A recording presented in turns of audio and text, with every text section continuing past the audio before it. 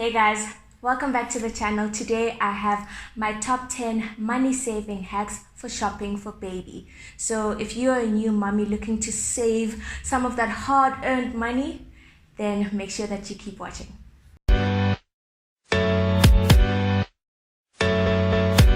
As mentioned, these are essentially tips for new mommies, simply because if you've been a mom before, you might know most of the stuff already, and you might even not need all of the tips. But obviously if you are already a mom and you just like to learn a bit more, then you're absolutely welcome to watch.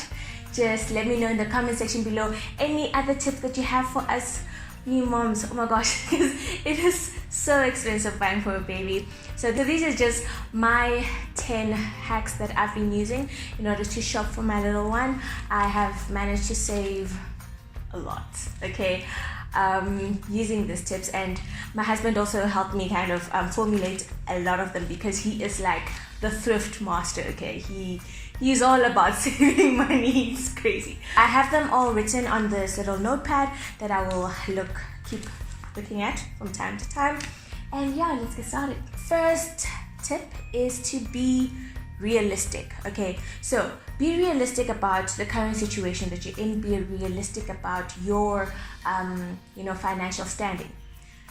The reason for this is because you cannot be trying to buy your top Instagram model's favorite pram when you don't have the same bank balance as said Instagram model, okay. You can't, like, if they're here and you're somewhere else, you cannot do that. So make sure that you're very realistic about your current situation. And also think about where you're at right now. Are you going to be able to supply everything yourself?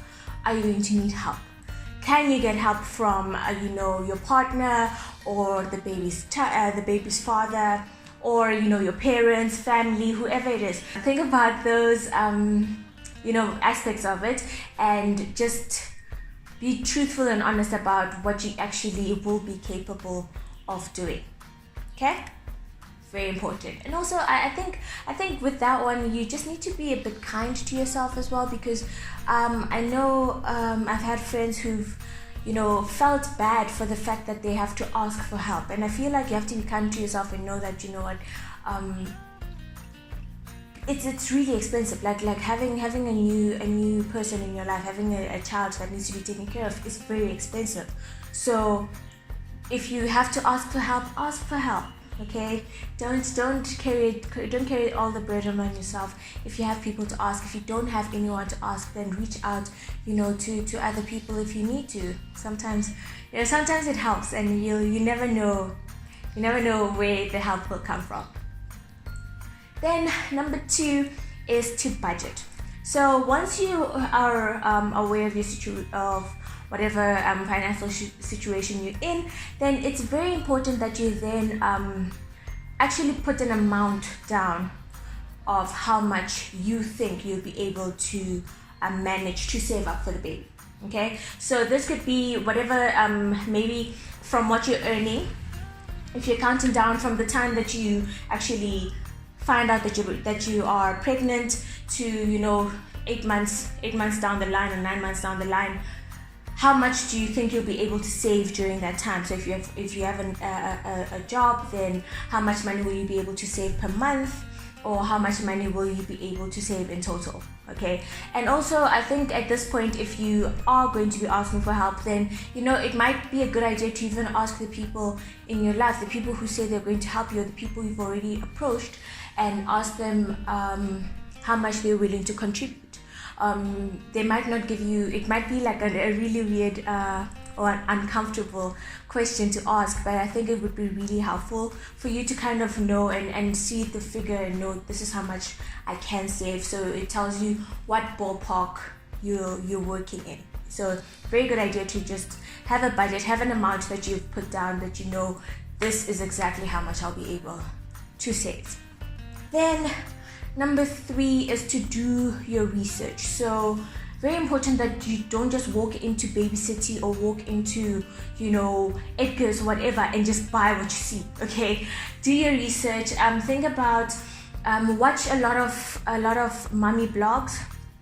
I've been watching a lot of mummies here on YouTube for my research. I've also been reading a lot of blogs. So just try and find out, like, what do they think are the necessities? What do you absolutely have to have, and what are the things that are kind of nice to have? That's what I mean by doing your research. And then you can also just find out the products themselves, because unfortunately I have noticed that a lot of the very popular mummy vloggers on YouTube right now, they obviously are, and this is not nice to say, but anyway, most of them are not in the same, might not offer things that are in the same price range as you. And also, so most of them are American or Australian, and so the products that they suggest might not be available in South Africa. And then you also have a lot of vloggers who just kind of, they suggest things that are really expensive, just because, it's their financial bracket. It's stuff that's comfortable for them to buy, but might not be for everyone. So be very careful of that, and just think about that a lot. Read up on as many. Look for minimalistic mummy vloggers, because they will always tell you, like, listen, not necessary, this is necessary. So yeah, so look for those, do your research, and do your research about the products themselves that you're buying, because there's so many different kinds. So you want to know what's the one product that that encompasses a bit of everything. For instance, when you buying a cot, maybe look for a cot that already comes with a mobile, maybe a cot that already comes with a changing table, because then you don't have to buy a specific changing table, and you don't have to buy a mobile on the side. So stuff like that. Be very creative about making sure that you're getting as much as you can out of one product. Okay. Number 4 is to make a list. Make a list of the things that you, after all your research, everything that you've done, make a list of all the things that you think are necessary for you to have.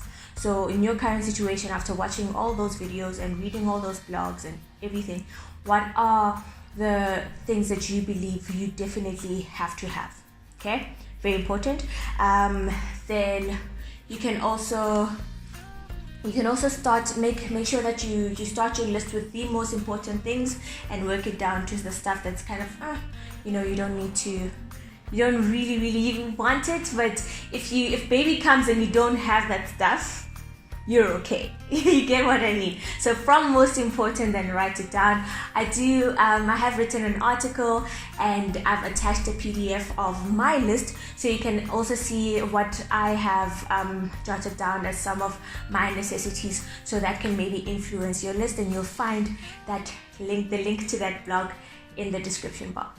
Okay, tip number 5 is to outsource. If you know any moms or know any family who've had kids, then ask them what you could possibly borrow for on a short-term basis. Obviously you have to take care of it, and just try and see how much you can save by doing that. So if you can borrow, like, your cots and your a pram or something from someone that and love, who wants to lend you something, then definitely make sure that you outsource and get your products that way. Number 6 is to compare prices. I said this before, never just walk into a store and buy the first thing that you find. Try and have 3 stores. These can be 3 stores that are close to you. You can also look at online stores, but look at as many, like, pick a few stores that you can then buy from. And once again, if you have any mummy friends, they can even tell you where some of the the best prices are. Make sure that you compare the different prices from different stores, and then buy the most affordable one. Then number 7, choosing between in-store and online. So there's pros and cons to buying on both. I tend to find that when you buy online, you kind of have an idea of, I'm looking for this and I'm going to buy this. Okay, so then you go look for it, find it, maybe they have different kinds or whatever, buy the best one, done, right? Sometimes, and then you go in store, they tend to just go, oh, you were looking for this specific pram, well, let us show you 50 other kinds. And you just, they're like, whoa, what? No, I don't. Okay, so think about which products you'd like to buy in store, which ones you'd like to buy online. For me, I prefer buying the things that I know I want and I have seen before. I will buy those online, and sometimes I'll buy in bulk. My toiletries, the baby bottles, all those I'll buy online. Then when it comes to the actual big stuff, things like a cot, my thing is I do search for cots online and everything, but sometimes they have the dimensions and they just put all the different dimensions, and then you just have no idea what size that is. So going into the store and actually seeing it, and seeing whether it's too low for me or it's high enough, all of that, is it too big for the room I want to put it in, stuff like that, so that you can actually see in store, will help you make a decision. And as well as strollers, if it's in the store, you can just push it, see if you're comfortable with it, pick up the car seat, whatever it is that you need to touch, you're going to be using, that stuff I'll go in store for. But I always still make sure that I have an idea of which one I'm looking for. So by the time the salesperson's like, girl, have you seen? I'm like, show me what I said I wanted. It's a belief. Like if I have a catalog, I'm like, this one, don't show me anything else, just this. Because I know that I get so overwhelmed by all the other choices and stuff that they say they have in stock. So that's why I say, do your research first before you even attempt to go fight those salespeople in the store. Then number 8 is to buy a few things at a time, especially if you are saving up. If you know that you're saving a few thousands here and there, then make sure that you do buy a few things at a time. So you can buy like just the cot this month, and then buy just the pram this month, buy just the bottles this month, all of that until you basically have everything that you need. And the reason for that is that very few of us will be able to just bulk buy everything we need at a sitting. So make sure, so it's better to save up for a little at a time, starting from as early as you feel comfortable with. Then number 9, you need to know the store policy for wherever you are shopping. The reason for this is, most of the time you might need to return some things. Okay, babies are unpredictable. What you think works right now while you're just sitting and doing your research might not be what baby likes. For instance, you could buy a swing and your baby just might not like being swung to sleep. You might buy some toiletries or whatnot, and then your baby has sensitive skin. So stuff like that, you need to make sure that you know the store policy. So when you're buying, whether it's online or in the store, ask them, what is your returns policy? So what is the returns policy? If they don't have a returns policy, do they have an exchange policy? The products you're buying, is there a warranty? How long is the warranty for? Can you also very important that you keep your slip. Obviously, know the policy when it comes to returns, exchanges, the warranty, and all of that good stuff. It sounds pedantic, but with babies, they're so unpredictable that you want to make sure that you've covered all your bases and you're not surprised when you want to return a big ticket item and they're like, sorry sis, should have kept that slip. My final tip, and this is a bit of a bonus tip to be honest, is to just try and look for the deals. Sorry, it's like someone outside. Okay, anyway, I literally looked up and there's like a lady looking down at me. So weird. But anyway, what I wanted to say is just make sure you sign up for as many deals as you can, and also attend some baby expos.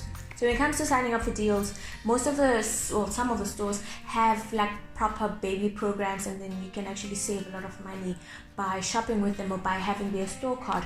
For instance, Dischem has a baby program that even comes with a free baby bag with little goodies inside. So that's one you can check out. Check out what they, what you need in order to qualify and all of that.